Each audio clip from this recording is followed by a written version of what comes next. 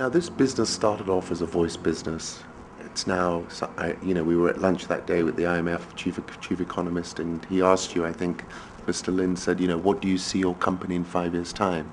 And you said, I think, if I'm not mistaken, I see it as a data company.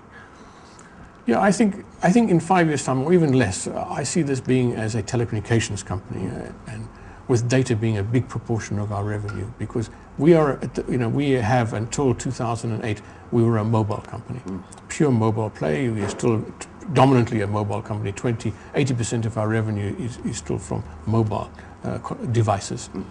But 20% is going to come from fixed data devices in the future, and it's going to continue to grow that way.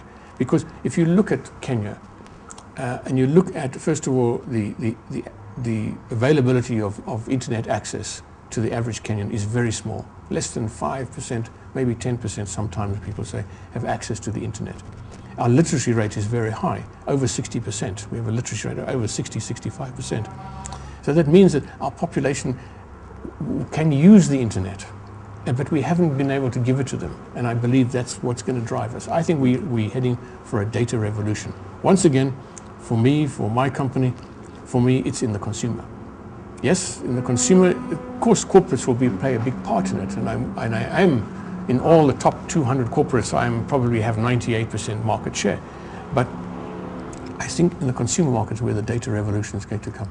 You said that revolution only comes, I think, if I remember correctly, when we get a data-enabled device. Yeah. What is the tipping point for that revolution you're talking about? I think around below $200.